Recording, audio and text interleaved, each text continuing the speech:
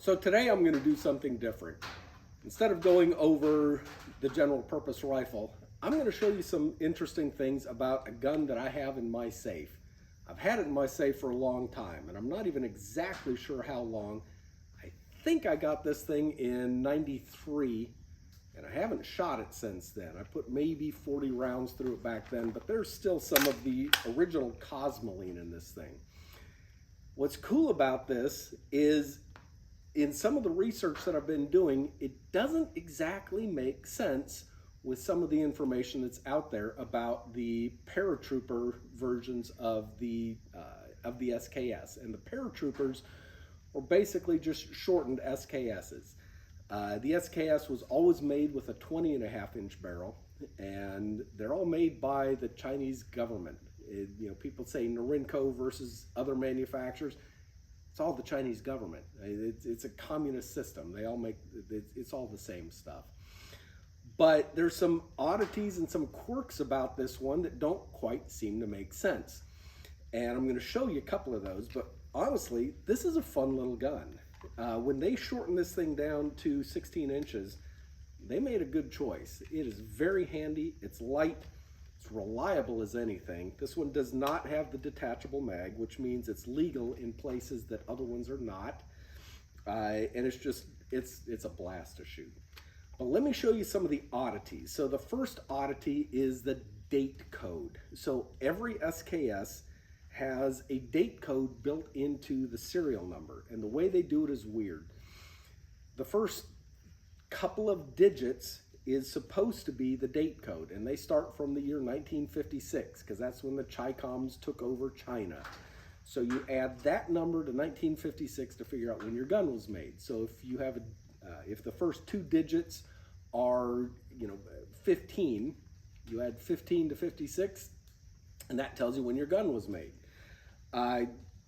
Pretty rudimentary, but some oddities about that I've read about, and some people say, well, in the mid-90s, they started just stamping the date. They'd put 91, 92, 93, so you knew exactly what year it was made.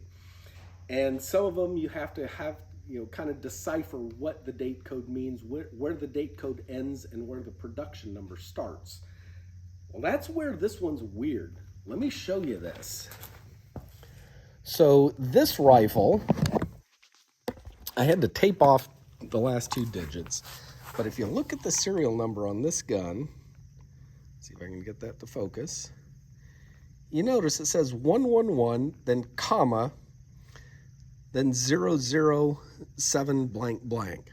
It's a 3-digit number there. Well, so is that year 11?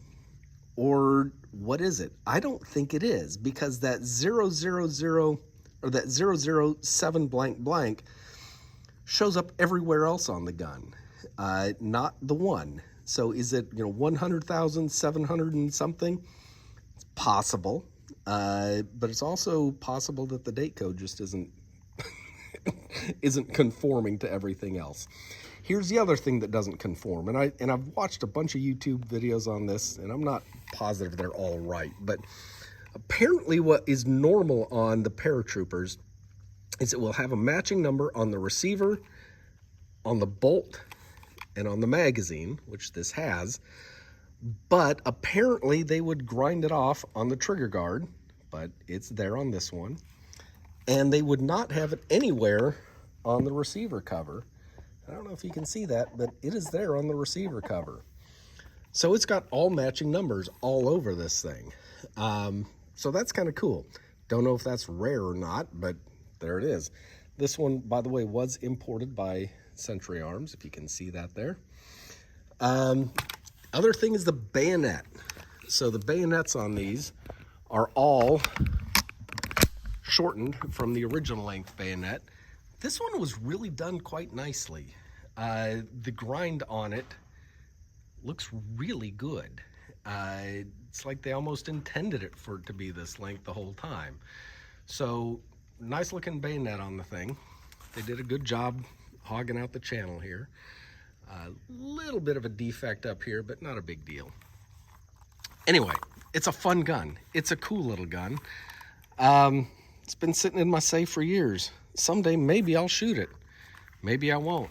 Not exactly sure. Anyway, just thought I'd share a weird little gun that is in my safe and get back to doing some general purpose stuff in the future. I'm Steve Clifford. Thanks.